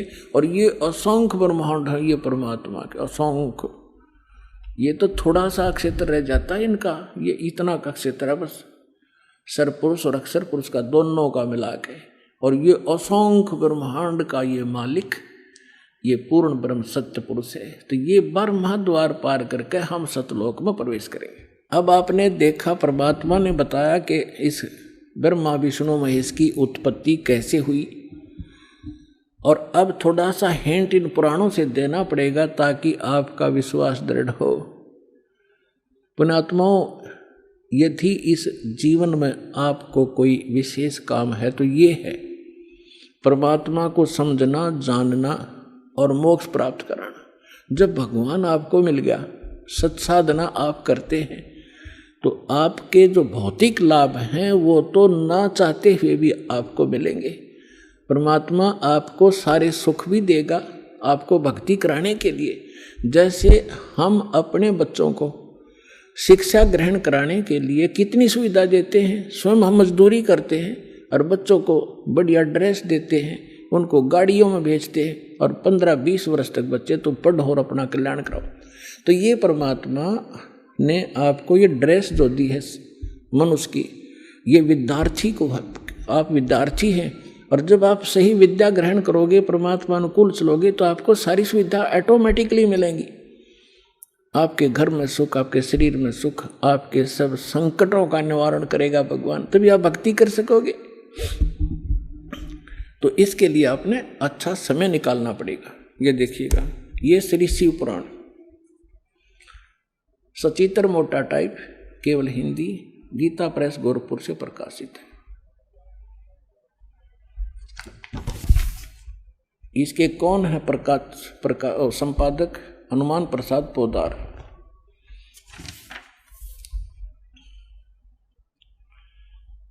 ये प्रकाशक मुद्रक है, गीता प्रेस गोरखपुर, गोविंद मनु कार्यालय कोलकाता का संस्थान। अब यहां देखिएगा, ये 98-99 पृष्ठ पर हम पढ़ेंगे रुद्र संहिता, संक्षिप्त शिव पुराण, और ये 98 पे यहाँ नीचे से 5वां अध्याय है। अपने पुत्र नारद की यह बात सुनकर लोक पितामह ब्रह्मा वहां इस प्रकार बोले। अब 99 पर आ गए हम। ब्रह्मा जी ने कहा, ब्रह्मन देव शिरोमणे, तुम सदा समस्त जगत के उपकार में लगे रहते हो। तुमने लोगों के हित की कामना से बहुत उत्तम बात पूछी। अब नारद जी ने क्या पूछा था कि पिताजी, अपने पिता ब्रह्मा से, कि मुझे सृष्टि रचना सुनाओ। अब यो लगा सृष्टि रचना सुना। देखिएगा, जिस समय समस्त चराचर जगत नष्ट हो गया था, सर्वत्र केवल अंधकार ही अंधकार था, न सूर्य थे न चंद्रमा आदि आदि, उस समय तत् सत ब्रह्म, इस श्रुति में जो सत सुना जाता है एकमात्र वही शेष था। ठीक, अब ये देखिए क्या सट्टे मारेगा है। क्योंकि पुण्यात्मा ये 100 पृष्ठ पा गया। आपको थोड़ा सा हिंट दे दूं कि परमात्मा जब प्रथम सतयुग में आए थे, इन तीनों को मिले थे, ब्रह्मा जी को, विष्णु जी को, शिव जी को। इन्होंने मालिक से ज्ञान एक संत रूप में, ऋषि रूप में, और इन्होंने ये ज्ञान सुना था परमात्मा से। अब ब्रह्मा जी परमात्मा वाले ज्ञान को कुछ अपनी अटकल को मिला के कैसे वो सृष्टि रचना बता रहा है। देखिएगा, जिस परब्रह्म के विषय में ज्ञान और अज्ञान से युक्त पूर्ण युक्तियों द्वारा इस प्रकार विकल्प किए जाते हैं, उसने कुछ काल के बाद द्वितीय की इच्छा प्रकट की। उसके भीतर एक से अनेक होने के संकल्प उदित हुआ। तब उस निराकार परमात्मा ने अपनी लीला शक्ति से अपने लिए एक मूर्ति की कल्पना की। अब ये के सट्टे मारे है, नो को वैसे तो परमात्मा निराकार है, वो ये ब्रह्म निराकार कहे, और उसने कहते फिर वो सदाशिव के रूप में आ गया। वो सदाशिव कौन है? देखिए उनका। अब ये कहते हैं जो मूर्ति रहित परम ब्रह्म है, उसकी मूर्ति भगवान सदाशिव हैं। ये काल ने सदाशिव कहे हैं, आगे क्लियर भी होगा। अर्वाचीन और प्राचीन विद्वान उन्हीं को ईश्वर कहते हैं। उस समय एकाकी रहकर स्वेच्छानुसार विहार करने वाले सदाशिव ने अपने विग्रह से एक स्वरूप भूता शक्ति की सृष्टि की, जो उनके अपने श्री अंग से कभी अलग होने वाली नहीं थी। अब ये क्या कह रहा है ब्रह्मा जी? अपने विग्रह से उस काल रूपी ब्रह्म ने, सदाशिव ने अपने शरीर से एक स्त्री उत्पन्न की, जो उसके श्री अंग से कभी अलग होने वाली नहीं थी, अलग कर दी। यह देख, अपने विग्रह से स्वयं ही एक स्वरूप भूता शक्ति की सृष्टि की, जो उनके अपने श्री अंग से कभी अलग होने वाली नहीं थी।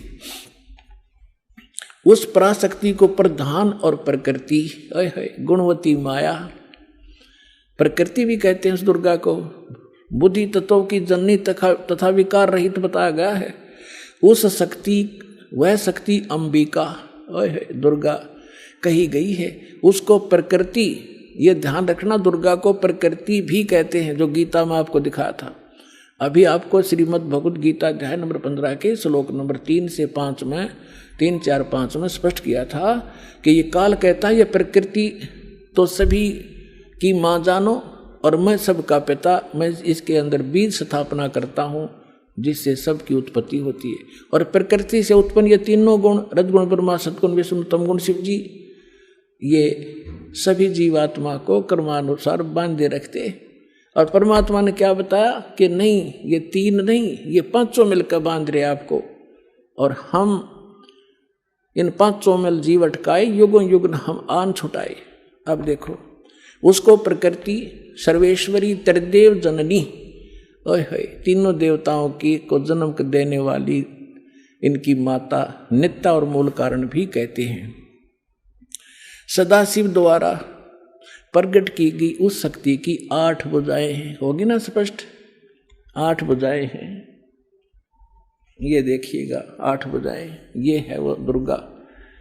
इसमें तो घड़ी ला रखी, घर की बाहर कितनी ला दो ये, लेकिन है इसकी 8 ही हैं। ये नककता पता नहीं था, किसी 20 मुँह ला दें, किसी 50 ला दें। ये अष्टंगी है, सभी जानते इस बात को, 8 भुजा है। अब देखिएगा उस शक्ति की 8 भुजाएं हैं।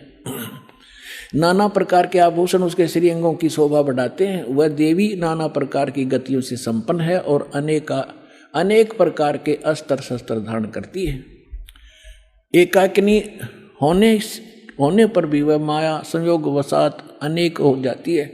वे जो सदाशिव हैं उन्हें परम पुरुष ईश्वर शिव शंभु और महेश्वर कहते हैं। ये देखिए यहाँ आगे अब हम 101 पृष्ठ पे हैं, रुद्र संहिता। अब इस शिव सदाशिव इस काल की महिमा सुना रहा है ब्रह्मा जी। वे अपने सारे अंगों में भस्म रमाए रहते हैं। उन काल रूपी ब्रह्म ने, आ गया ना स्पष्ट? ये काल रूपी ब्रह्म कहो, सदाशिव कहो, ब्रह्मा विष्णु महेश का पिता कहो, दुर्गा का पति कहो, उन काल रूपी ब्रह्म ने एक ही समय शक्ति के साथ है। नाथ ने, ये गलत मिसप्रिंट है, शिवलोक नामक अक्षेत्र का निर्माण किया। उस उत्तम अक्षेत्र को काशी कहते हैं। आगे देखो, वे प्रिया और जो सबके ऊपर विराजमान है, वे प्रिया और प्रियतम शक्ति और शिव, दुर्गा और ये काल जो परमानंद स्वरूप है, उस मनोरम क्षेत्र में नित्य निवास करते हैं। काशीपुरी परमान रूपणी है। मुने शिव और शिवा ने, यानी काल और दुर्गा ने प्रलय काल में भी उस क्षेत्र को अपने सानिध्य से मुक्त नहीं किया। देव से ब्रह्मा जी कह रहे हैं, एक समय उस आनंद वन में रमण करते हुए शिवा और शिव के मन में यह इच्छा हुई कि किसी दूसरे पुरुष की सृष्टि करनी चाहिए। अब इन्होंने संतानों उत्पत्ति की सोची और फिर इन्होंने संतान उत्पत्ति क्रम किया। उससे 2 पुत्र तो यहाँ सिद्ध कर दिए, ब्रह्मा और विष्णु। देखिए, सृष्टि करनी चाहिए जिस पर यह सृष्टि संचालन का महान भार रखकर हम दोनों केवल काशी में रहकर इच्छा अनुसार विचरें और निर्वाण धारण करें। ऐसा निश्चय करके शक्ति सहित सर्वव्यापी परमेश्वर शिव ने अपने वाम भाग के 10वें अंग पर अमृत मल दिया। फिर तो वहां से एक पुरुष प्रकट हुआ। अब देख, इनकी अकल देखो ब्रह्मा की। अब शक्ति और शिव, उस दुर्गा की क्या जरूरत थी? अपने साथा पर के में मसला होता हो, ये मारे बकवाद में, मतलब कि ये देखो। अब क्या वहां से एक पुरुष प्रकट हुआ, उसका नाम के धरा देखो। शिव ने कहा, वत्स बेटा, व्यापक होने के कारण तुम्हारा विष्णु नाम विख्यात हुआ। अब यहाँ ये 6वां अध्याय समाप्त हुआ। अब 7वें में क्या कहा? ब्रह्मा जी कहते हैं, देवर से जैसे विष्णु की उत्पत्ति करी दुर्गा और काल ने मिलकर, तत्पश्चात कल्याणकारी परमेश्वर सांब सदाशिव ने, उस काल रूपी ब्रह्म ने पूर्ववत प्रयत्न करके मुझे अपने दाहिने अंग से उत्पन्न किया। अब पुण्यात्मा, अब यहाँ ब्रह्मा और विष्णु की तो उत्पत्ति बता दी, यहाँ विचलित हो गया ये शिव पुराण का अनुवाद करता, इसने यहाँ गोल मोड़ कर दिया। लेकिन कहते हैं, चोर चुरावे तोमड़ी और गाड्डे पानी में, वो गाड्डे हुआ ऊपर आवे में सच्चाई छनी ना। कहाँ तक छुपाएंगे? अब दिखाता हूँ आपको, कल भी दिखाया था, आज फिर दिखाऊंगा। क्योंकि पुण्यात्माओं, एक सिलेबस होता है क्लास का, बच्चे रह कर टीचर उनको बार बार रिवाइज कराते हैं, उसका रिपीटेशन करवाते हैं, आवर्ती कराते हैं, जब जाकर वो बच्चे उससे परिचित होते हैं। तो दास एक टीचर है, आप विद्यार्थी हैं, सौभाग्य आपका, आपके इसमें प्रवेश पा लिया, तो इसको सफल करो। हम एक रोजी रोटी के लिए और 20 वर्ष तक बच्चों को पढ़ाते हैं, जब हो सकता किसी को मिले रोटी रोजगार ना मिले, बाकी हम फिर भी उसमें लगाए रहते हैं। और ये तो एक अनमोल वस्तु, इस भक्ति और इस इस कमाई का तो ये तो निष्फल जा ही नहीं सकती। तो इसलिए आप इसमें एक विशेष रुचि लो। अब देखिएगा, यही शिव पुराण, इसमें है एक विद्वेश्वर संहिता, थोड़ी सी झलक दूंगा, बस ज्यादा समय नहीं लूंगा। एक समय ब्रह्मा और विष्णु की लड़ाई होगी, झगड़ा, युद्ध। ब्रह्मा कह रहा था मैं तेरा बाप, विष्णु बोला मैं तेरा बाप। इसी बात पर इनका युद्ध हो गया, लंबी कहानी है। तो इस काल ने सोचा ये लड़के मर जाएंगे, इनके बीच में एक लिंग खड़ा कर दिया, सफेद तेजों में पिलर, बहुत लंबा चौड़ा। ये युद्ध भूल गए आपस में, उसका और छोर खोजने में लग गए। लंबी कहानी है। फिर यूं आ गया अपने पुत्र सदाशिव का रूप धारण करके। इसने प्रतिज्ञा कर रखी है मैं अपने यथार्थ रूप में कभी किसी के सामने नहीं आऊंगा। तो ये किसी को विष्णु रूप में दर्शन देता है, ये किसी को शिव रूप में, किसी को ब्रह्मा रूप में। तो वहां ये शिव रूप धारण करके आ गया। अब देखिए विद्वेश्वर संहिता, और ये है संक्षिप्त शिव पुराण 24वां पृष्ठ। यहाँ इन दोनों का झगड़ा हो रहा था, बीच में इसने ये सतम खड़ा कर दिया। अब यहाँ आ जाते हैं। ब्रह्मा और विष्णु ने पूछा प्रभु इस ज्योत निरंजन काल से सदाशिव से सृष्टि आदि 5 कर्तों के लक्षण क्या है, यह हम दोनों को बताइए। भगवान शिव बोले, ये काल रूपी ब्रह्म बोला, मेरे कर्तों को जानना अत्यंत गहन है, तथापि मैं कृपा पूर्वक तुम्हें उनके विषय में बता रहा हूं। आगे चलेंगे। अब हम आगे 26 पृष्ठ पे। इसने कहा कि पुत्रों, अब हो गया ना इनका बाप ब्रह्मा विष्णु महेश का पिता है ये। पुत्रों, तुम दोनों ने, ब्रह्मा और विष्णु ने तपस्या करके प्रसन्न हुए मुझ परमेश्वर से सृष्टि और सतिथि नामक 2 कृत प्राप्त किए। ये दोनों तुम्हें बहुत प्रिय। इसी प्रकार मेरी विभूति स्वरूप मेरे जैसी शकल के रुद्र और महेश्वर ने, युने है, 2 अन्य उत्तम कृत संहार और त्रोभाव मुझसे प्राप्त किए हैं। ये 5वां कौन है? ये 4 तो ब्रह्मा विष्णु महेश और रुद्र हो गए। इस महेश का, इसी का एक शकल है रुद्र, और वो 11 रुद्रों का कंट्रोलर है वो रुद्र, वो अलग है। और ये ब्रह्मा विष्णु महेश ये अलग है। तो ये 5वां जो बोल रहा है यू है काल दुर्गा का पति। अब हमने यहां से इतना ही लेना था। अब आपको जो दास ने अभी दिखाया था, ये पहले दास ने परमात्मा के द्वारा बताई सृष्टि रचना सुनाई, और अब इन सदग्रंथों में प्रमाणित हो रही है।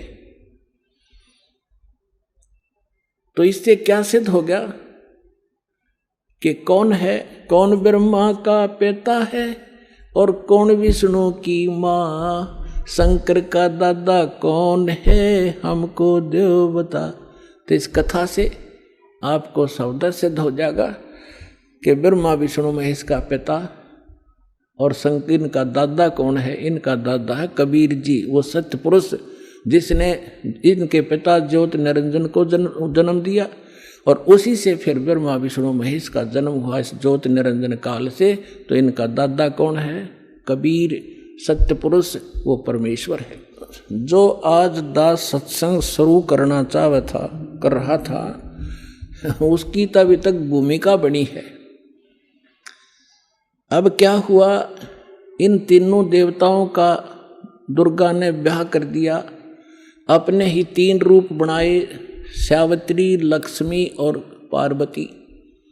समुद्र में छुपा दिए अपने वचन से, 3 लड़कियां युवा बना दी। और ये जब युवा हुए, इनको कोमा से बाहर कर दिया, इन तीनों का विवाह कर दिया। इनसे फिर आगे काल की सारी सृष्टि चली। अब दास जो आज प्रसंग शुरू किया था वही शुरू होगा मेरा तय काम, जो बताना चाहूँ था। अब धर्मदास जी ने पूछा, हे परमात्मा, हम बड़े नीच और पामर प्राणी हैं। हे भगवान, हमने आपके साथ धोखा किया, आपके साथ चीटिंग करी, और फिर भी आप हमारे लिए भटक रहे हो। कैसे दया करी दाता। तब परमात्मा ने कहा कि जब यहाँ ये प्राणी इतने दुखी हो गए, हाहाकार मच गई, तब क्योंकि उस समय तक परमात्मा ये बताना चाहते थे, क्योंकि परमेश्वर ने कहा कि उस समय जब यह हाहाकार माची धर्मदास मैं अपने पुत्र जोगजीत का रूप बना के, जिस पुत्र के रूप बना के इनको निकाला था उसी का रूप बना के मैं वहां खड़ा हो गया जहां 1,00,000 मानव शरीरधारी प्राणी स्त्री और पुरुष वहां भूनने जा रहे थे तपस्या, और चटक पटक जीव करे थे, उन चटक पटक के पड़े थे, बुरा हाल हो रहा था। तो वहां मेरे जाने से सभी जीवों की वो तपत तो खत्म होगी। वह टुकड़ी, वह तपस्या ऐसे की ऐसी जल रही थी, लेकिन मेरी रजा से उनको आंच नहीं लगे थी। सभी बैठ के या तो रो रहे थे, फिर सामने देखा, मुझे देखकर कहा कि हे भगवान, हम यहाँ कौन से पाप का कर्म भोग रहे हैं, दुख भोग रहे हैं, क्योंकि सबको ये मालूम है अपने किए का कर्म भोगना पड़ता है। तो परमात्मा ने कहा, भाई ये जो तपस्या पर दुख है ना, ये यहाँ का नहीं, ये सतलोक में तुमने गलती करी थी, वो दंड है। तब सारी सृष्टि रचना सुनाई। तो वहां तो सारे दुखी थे, सबको मालूम था, ना कोई बेटा साथ था, ना बेटी साथ थी, ना कोई संपत्ति साथ थी, ना कोई रिश्तेदार साथ था, अकेले भुन रहे थे, पिट रहे थे वहां पर। तो वहां सभी ने स्वीकार किया जो मालिक बता रहे थे, और कहा, हे भगवान, हमें छुटवा लो काल अन्यायी से। परमात्मा बोले, ऐसे नहीं। अब यहां परमात्मा ने कहा कि जोर करूं तो मेरा वचन नसाई, जब तुम जाए धरो जग नर देहा, तब तुम करना मम सत सबद स्नेहा। जब तुम संसार में जाओ, मनुष्य शरीर प्राप्त हो, और मेरा कोई दास इस सच्चे ज्ञान को और सत्य नाम को सुना रहा हो, बता रहा हो, तब उसकी शरण में चले जाना, तब तुम्हारा मोक्ष होगा, ना तो नहीं हो सकता। तब उन्होंने कहा कि हे परमात्मा, अब का जन्म मनुष्य का हो गया, पूर्ण संत खोजेंगे और आपकी शरण, आपकी भक्ति करा करेंगे, और पूजा हम करेंगे नहीं। यहाँ तो ये फिर तीनों गुण इनको परमित कर देते, इनको ज्ञान नहीं, कहाँ थे, कौन जन्मे थे, ऐसा जुल्म कर रखा हमारे साथ। तो फिर क्या हुआ, परमात्मा ने कहा कि वहाँ वो ऋषि में, ऋषि भी वहीं भुन रहे थे, भुनने जा रहे थे, जो यहाँ मंडलेश्वर पाक रहे थे। तब परमात्मा ने कहा, तुम निराकार बताते हो इस काल को, ज्योत निरंजन को, अभी आएगा तुम्हें खाने के लिए। देखो वो आ गया सामने, वो साकार है, नर आकार है, ओछा माथा उसका 2 उंगल का, और ऊंचा ऊंचा स्वर्ण भयंकर सा चेहरा से देव आ रहा सामने। परमात्मा बोला, अब तुम जाओ यहाँ से। परमात्मा ने उन सभी को वहाँ से उड़ा दिया। वो आगे अपने कर्माधार से, जहाँ पर किसी ने पशु बनना था, पक्षी बनना था, धर्मराज से लेखा कर वो आगे चले गए। अब जब उस काल ने देखा सामने भगवान खड़े, जोगजीत खड़ा है, जिसने मुझे निकाला था वहाँ से, इतना तो वो जान गया कि कोई परमात्मा का संदेश लेकर आया है। ये थोड़ा सा उसको डर भी था, कहीं यहाँ से भी निकालने ना आ गया वो, मैंने ये गलती, मैं ये इनको दुखी कर रहा हूँ। फिर भी उसने हिम्मत करके पूछा कि जोगजीत तू यहाँ क्यों आया, परमात्मा का कोई वचन है तो मुझे बता, आदेश दे, और आज तुझे मैं ठीक करूँगा। तूने वहाँ से मुझे मार कर निकाला था, और आज तू मेरे लोक में कैसे आ गया। तब परमेश्वर के रूप में, जोगजीत रूप में खड़े परमात्मा ने कहा कि परमात्मा का आदेश लेकर मैं आया हूँ, और आपने सभी प्राणियों का कैसी दुर्गति कर रखी है, बुरा हाल कर रखा है। कोई गधा बना दिया, कोई कुत्ता बना दिया, किसी की टांग कट गई, किसी को कैंसर हो गई, किसी का बेटा मर गया, किसी की बेटी विधवा, ऐसा जुल्म।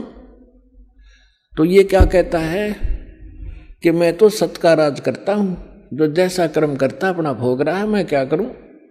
और इसने अपना एजेंट छोड़ रखा मन, आत्मा के साथ, ये सारे उल्टे काम करावे और आत्मा के सिर दर दे कि यू इसने कराया। तो परमात्मा ने कहा कि जो निरंजन, अब मैं किस लिए आया हूं ये और बता दूं। हाँ बता दे। मैं नीचे जाऊंगा और तेरी पोल पाड़ूंगा और बताऊंगा ये भगवान नहीं है, ये काल है, ये तुम्हारा दुश्मन है, तुम्हें अपने आहार के लिए रोके हुए है, तुमसे ही बच्चे पैदा करवाता है, ये खुद खाता है। जैसे कसाई बकरे पाला करता है, नर और मादा बकरे छोड़ देता है, वो उत्पत्ति करते हैं अपनी ममता में और विषय वासनावश होकर, और खाता कसाई है। तो ऐसा है, ये जाकर बताऊंगा। अपनात्मा इस बात ने सुनकर भयंकर हो गया काल, और परमात्मा कहते धर्मदास मेरे ऊपर ऐसे टूट के पड़ा जैसे अब मार देगा मैंने। और पुण्यात्मा यहाँ परमात्मा हमें सतर्क करते, हमें याद दिलाना चाहते, कभी भी कोई आपत्ति आवे, आपको जो मंत्र प्राप्त हो, प्रथम हो प्रथम और द्वितीय हो द्वितीय और तीनों मिल रहे हो तो सार नाम का सिमरण करें। ऐसी किसी प्रकार की आपदा हो एक बार जरूर सिमरण याद कर लेना।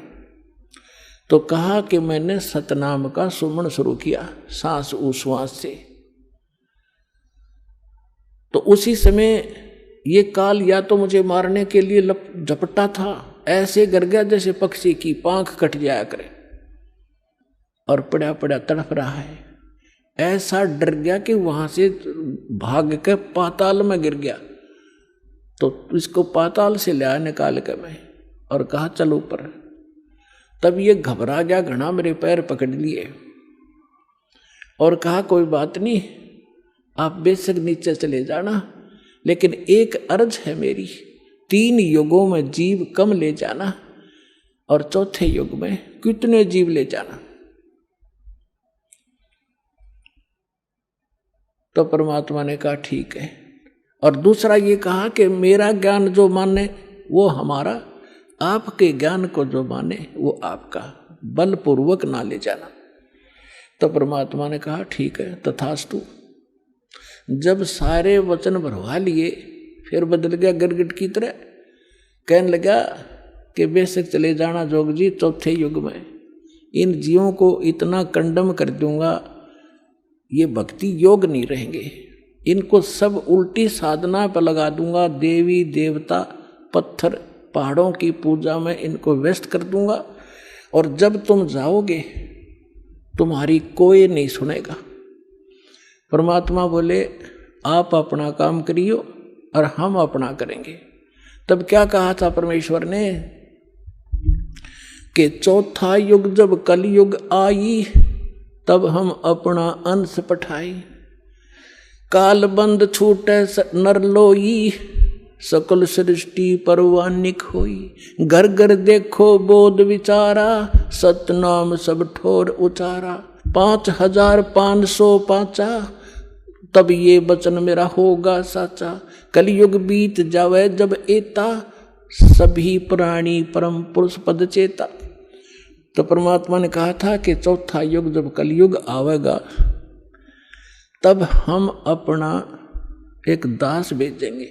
अब वहाँ काल के सामने परमात्मा ने कहा कि हम अपना दास भेजेंगे।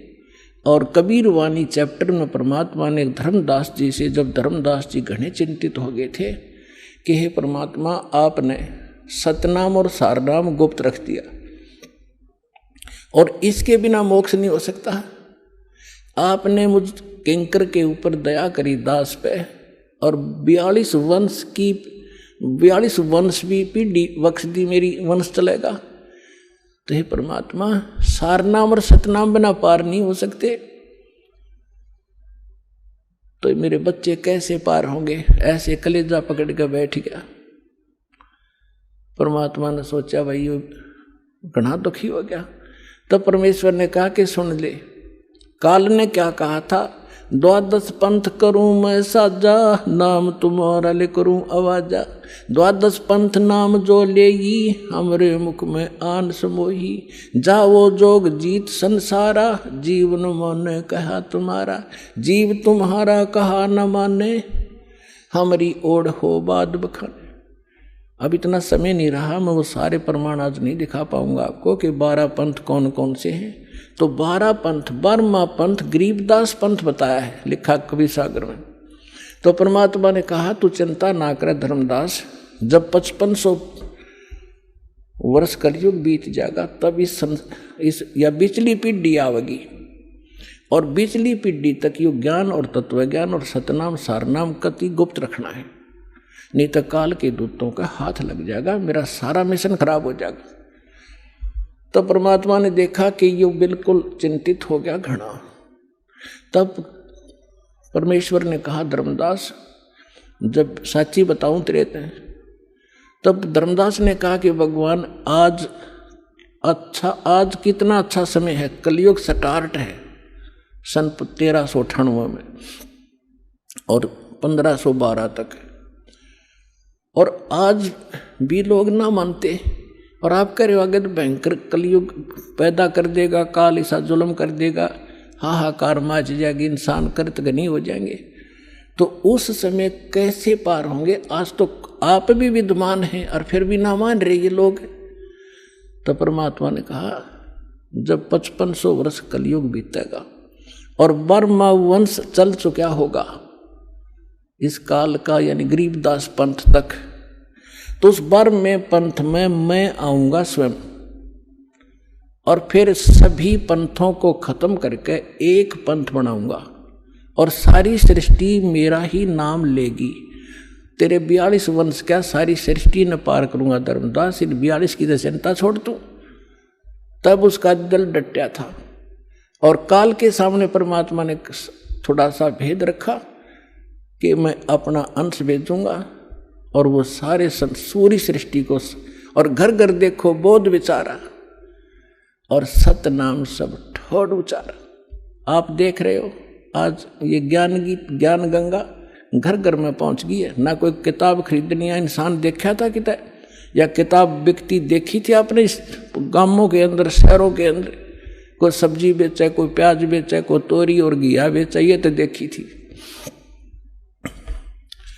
तो परमात्मा ने कहा था, घर घर देखो बोध विचारा, मेरे इस ज्ञान की चर्चा घर घर में शुरू हो जाएगी, और सारी सृष्टि नाम लेगी, और सतनाम सबको बताया जाएगा, और परमात्मा के उस परम पद की, सतलोक की सबको जानकारी होगी, पूरा विश्व व्यापार करोगे। तो वो समय आ गया है पुणात्माओं, और ये दास है वो परमात्मा का भेजा हुआ दास, और आप सभी पार हो जाओगे। बोलो सतगुरुदेव।